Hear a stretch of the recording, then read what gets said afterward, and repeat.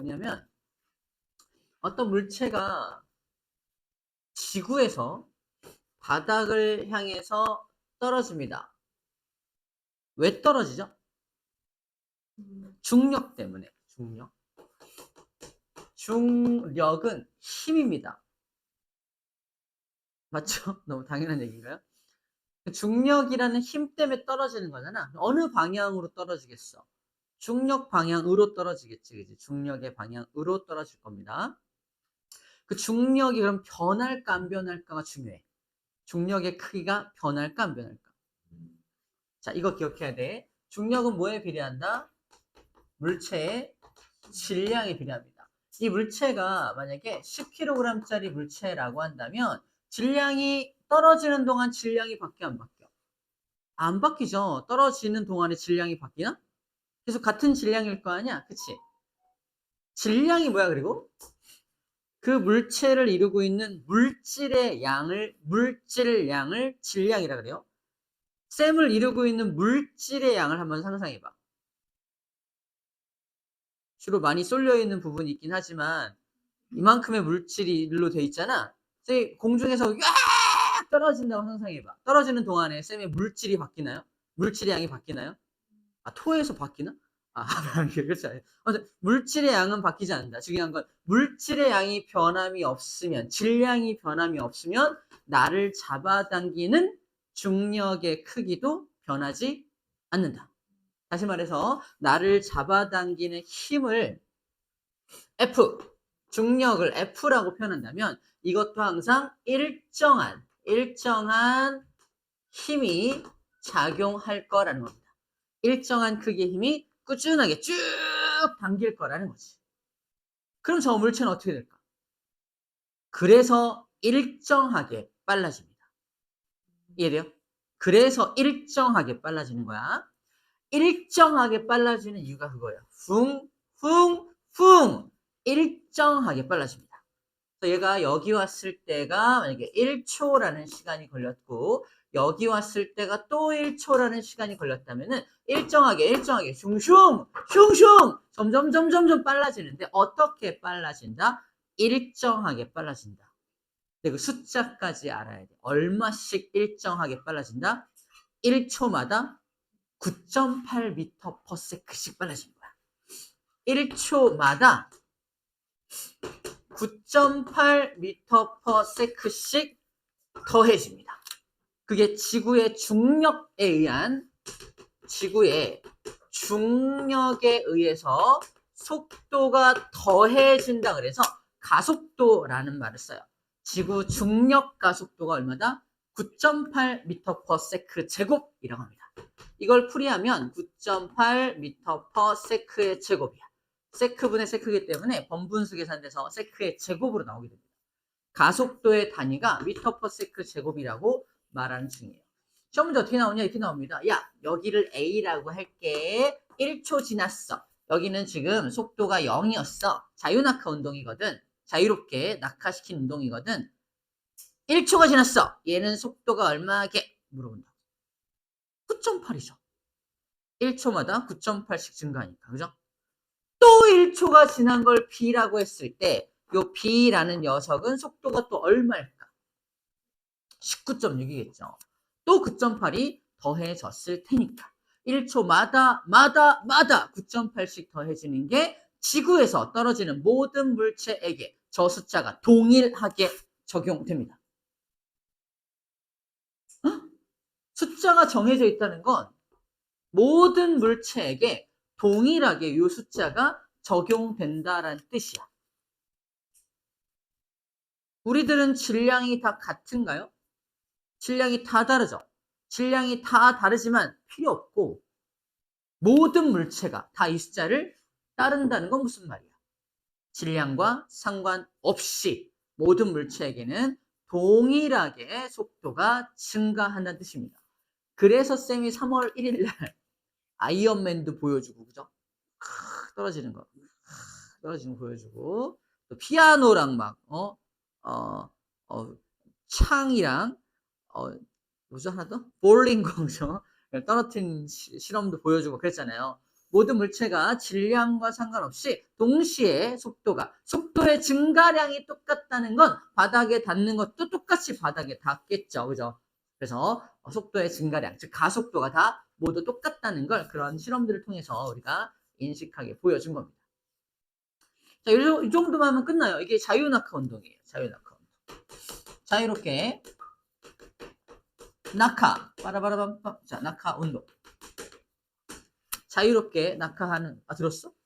정말 0.001초 만에 불렀는데. 자, 자유롭게 낙하하는 운동. 못 들었어. 못 들었어. 못 들은 기사입니다. 잘 안 들은 거야. 낙하 노래를 방금 불렀어요. 매우 빠르게. 중요하지 않은 얘기야. 눈 동그랗게 뜨고 있지 말고. 자, 아무튼 자유낙하 운동에 대해서 소개한 겁니다. 자, 자유낙하 운동을 그래서 이렇게 표현하고 있습니다. 밑줄 좀 가볼까요? 중요한 포인트야. 자유낙하 운동의 특징은 처음 속도가 얼마여야 한다? 0이어야 합니다. 그게 어디 나와 있냐면 여기 나와 있어요.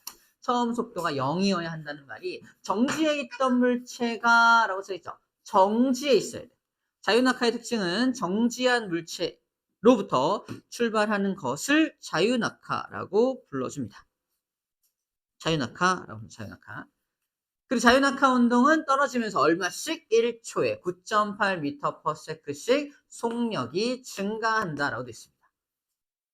물체 질량 물어보지도 않아. 물체 질량과 상관없이 모든 물체는 저렇게 떨어진다라고 지금 말하고 있는 겁니다. 자, 그래서 9.8이라는 숫자를 뭐라고 한다? 중력 가속도라고 불러줍니다. 중력 가속도라고 불러줍니다. 자, 그래프로 한번 고쳐볼게요. 그래프로 고치면 이런 그래프가 나오게 되겠네요. 봐봐. 처음에 정지 상태에서 팡 떨어뜨려서 같은 시간 동안 사진을 찍은 건데 처음, 나중, 그나중 점점점 이동거리가 길어진다는 건 무슨 뜻이지? 같은 시간 동안에 이동거리가 늘어난다는 건 속력이 증가하고 있다는 겁니다. 속력이 점점 빨라지고 있다는 걸 그림으로 보여준 거고요. 이걸 그래프로 옮긴 게 오른쪽 그래프가 되겠죠. 처음 속도가 0이기 때문에 여기 0이 찍혀 있는 걸 확인해야 돼. 0에서부터 출발합니다. 출발하고 1초일 때 속력 확인해봐. 우와! 9.8 맞네요. 그죠? 2초가 지났을 때 속력 얼마야? 19.6. 그죠? 3초가 지났을 때 또 9.8 더해서 29.4가 되고요. 또 1초가 지나면 또 9.8 더해서 39.2로 9.8이 더해지고 있는 걸 확인할 수 있습니다. 그죠? 자, 그리고 나서 그 다음 자, 지금 방금은 이 그래프를 읽을 때 그냥 1초의 속도가 얼마지? 2초의 속도가 얼마지? 5초일 때 속도가 얼마야?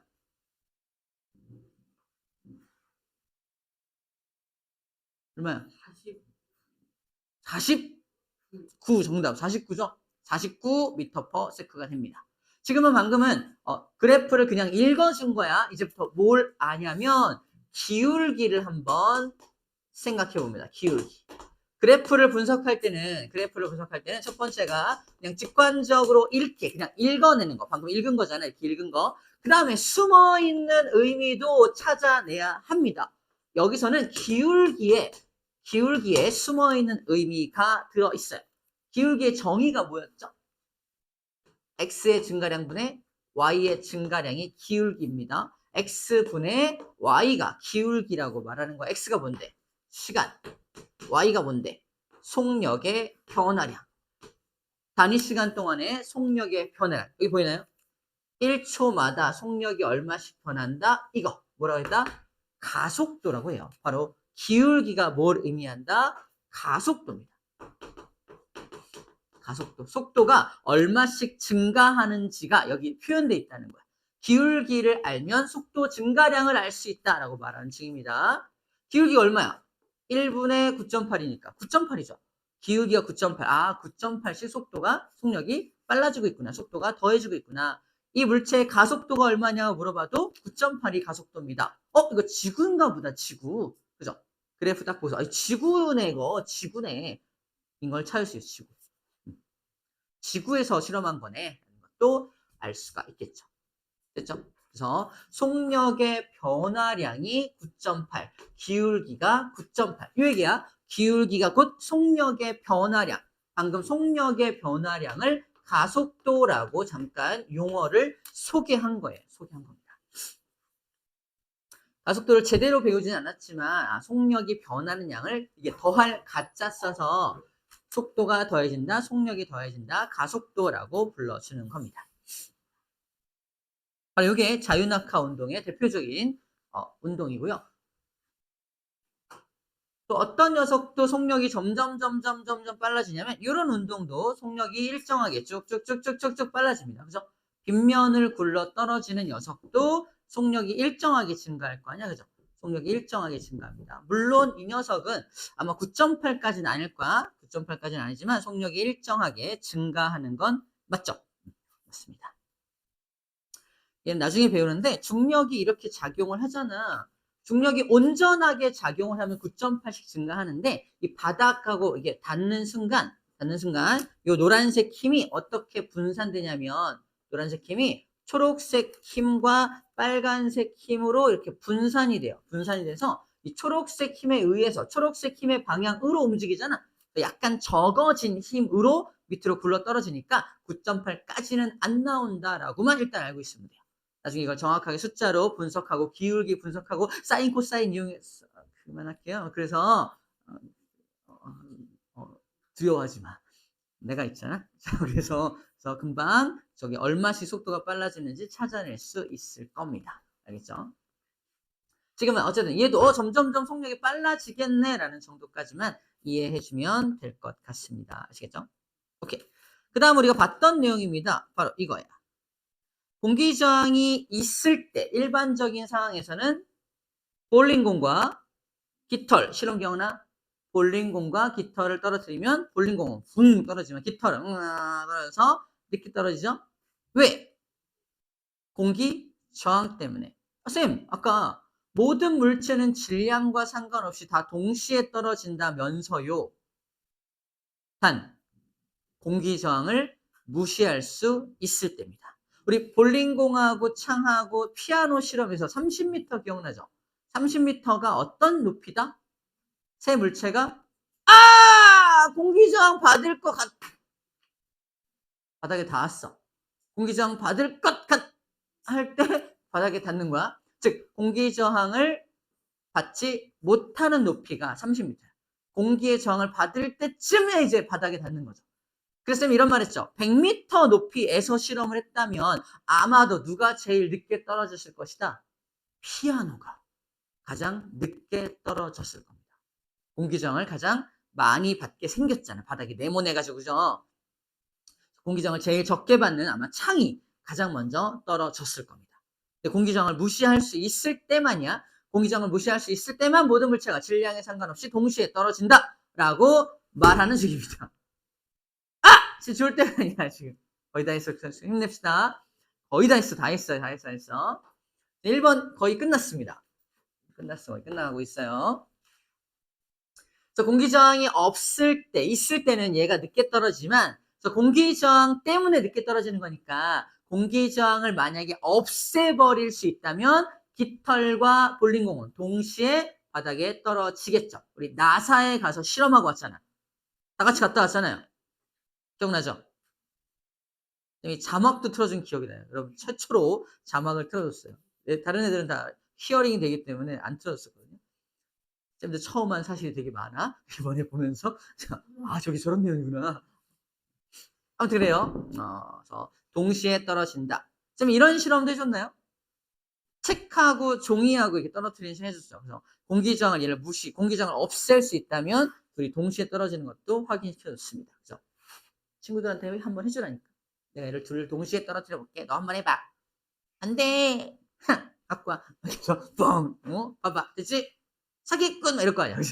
사기 아니야. 이러면서 무슨 어떤 건지 알죠? 그렇게 한번 보여주면 공기저항을 없애는 방법을 하나 아이디어를 내준 거예요. 자, 됐습니다. 그 내용을 여기서 말하고 있어요. 물체의 모양, 종류, 질량 모두 상관없이 모두 동시에 떨어진다. 우리 뭐만 기억하면 돼? 피아노나 창이나 볼링공이 다 동시에 떨어졌었지? 요것만 기억하면 됩니다. 아시겠죠? 그 이야기를 하고 있어요. 그래서 여기 조그만 볼링공, 이게 볼링공이죠? 볼링공, 쇠구슬, 농구공 같은 높이에서 떨어뜨린다면 질량과 상관없이 이게 왜 0.6이죠? 질량과 그렇구나. 공이니까 이건 쇠구슬이죠. 질량과 상관없이 다 속력의 변화량이 같은 거 보이죠? 바닥에 동시에 닿는 것도 보이나요? 이렇게 떨어지게 됩니다. 잠깐 기지개 좀 핍시다. 기지개. 지금 슬슬 햇빛의 영향으로 광합성을 시작한 친구들이 보여요. 광합성을 하면 안 돼. 광합성을 하면 왜 졸리죠? 여기까지만 해야지.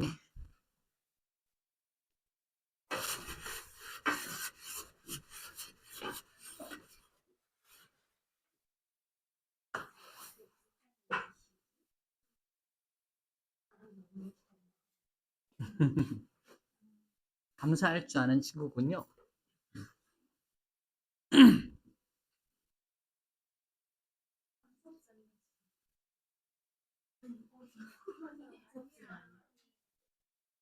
자, 두 번째, 중력의 크기를 배워볼게요. 중력의 크기. 방금 중력 이야기를 했는데, 쌤도 지구에 살고 있죠?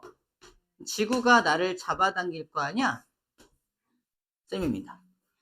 쌤의 질량은 여기에 많이 몰려있고요. 되죠? 그래서 질량이 몰려있는 건데, 아무튼 이렇게 쌤이 살고 있어요. 그죠? 지구가 쌤을 잡아당겨, 안 잡아당겨? 잡아당기죠? 지구가 쌤을 잡아당기는 힘의 크기가 이렇게 존재하겠네요. 이거 중력이죠? 쌤을 잡아당기는 중력의 크기를 한번 구해볼 거야. 얼마쯤 될 것 같아? 이걸 이렇게 질문합니다. 쌤 몸무게가 얼마쯤 될 것 같아? 이만큼? 100kg? 너무 작아요. 쌤 몸무게는 잘 들어요. 588 뉴턴입니다. 자, 중력의 크기를 다른 말로 뭐라고 한다? 무게라고 합니다. 우리 모두 무게가 있죠. 몸무게. 너 몸무게가 얼마야? 무게를 물어보는 거기 때문에 60kg이라고 말하면 안 됩니다. 킬로그램은 뭐의 단위죠? 질량의 단위예요. 이해돼요? 무게를 물어보면 친절하게 무게로 대답해 줘야 됩니다. 자, 그럼 질량이 쌤이 60kg인데 무게로 환산하는 방법은요. 뭘 곱한다? 지구에서는 바로 9.8을 곱해서 무게를 구해 주는 겁니다. 친구가 몸무게 물어. 야, 몸무게 얼마나? 500쯤 돼. 뭔 소리야? 이러면서 뭐라 할 거 아니야? 무게 물어봤잖아, 너. 무게를 물어봤기 때문에 내가 친절하게 무게로 환산해서 알려준 거야. 그죠? 무슨 소리야? 무슨 뉴턴이 무슨 이상하잖아. 네가 알고 싶은 건 그럼 무게가 아닌 거야. 뭐야? 질량이지. 다시 물어봐. 너 질량이 어떻게 돼? 45. 이렇게 말하면 됩니다. 그죠? 질량을 물어봐야지 왜 무게를 물어보고 난리야. 네가 잘못한 거지. 그죠? 그럼 그 친구와 나는 다시는 볼 수 없는 사이가 돼요.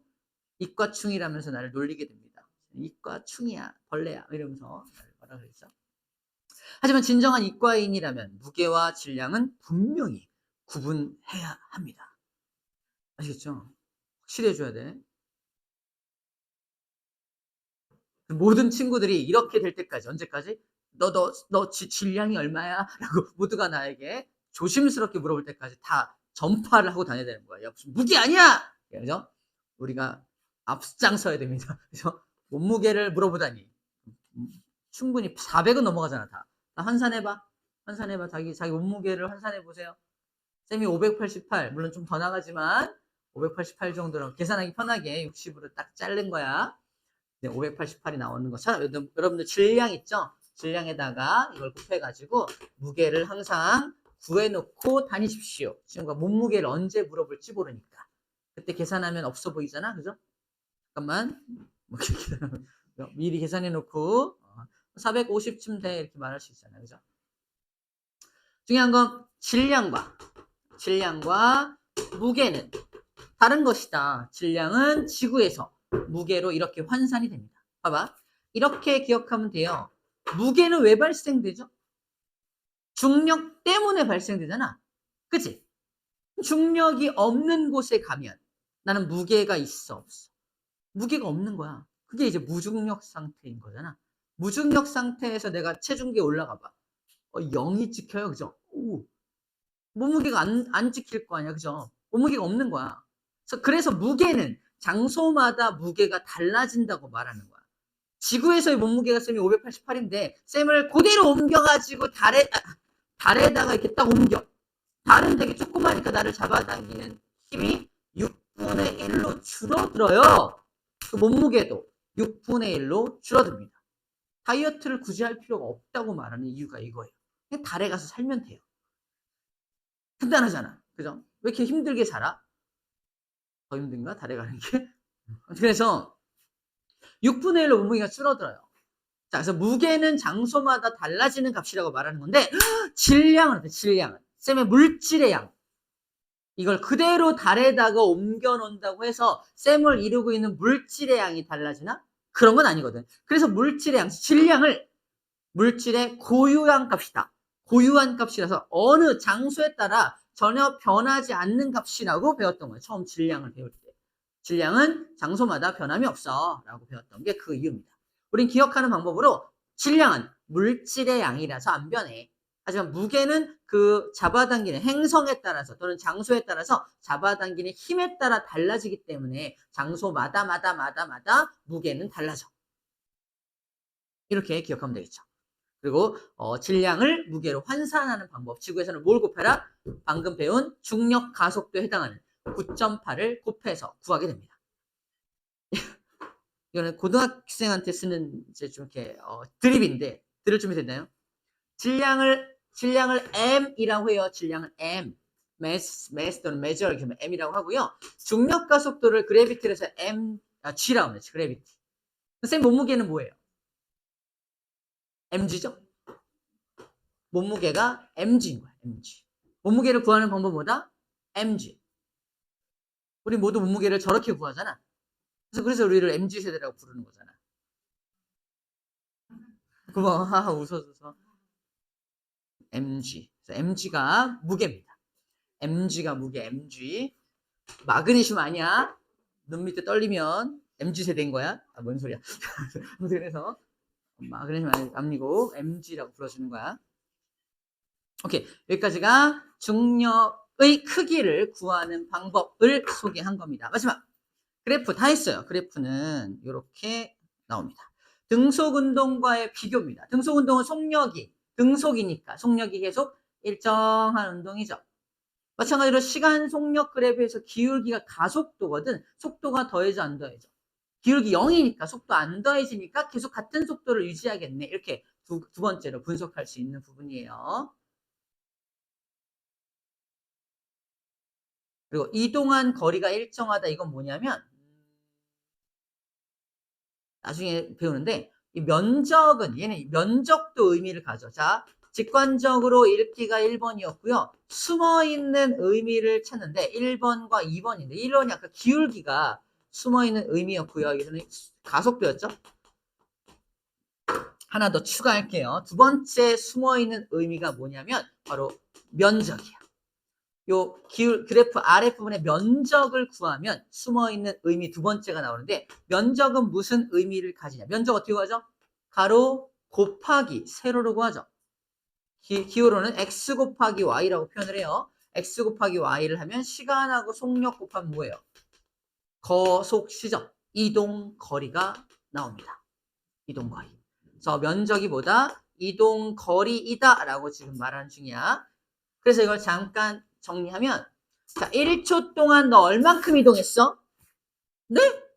시간 속력 그래프는 속력만 알 수 있는 거 아닌가요? 이게 아니라 1초 동안 이동한 거리는 1초를 딱 잡고 1초 동안 면적을 이렇게 이 면적을 구하면 이 면적이 보다 1초 동안 이동한 거리인 거야.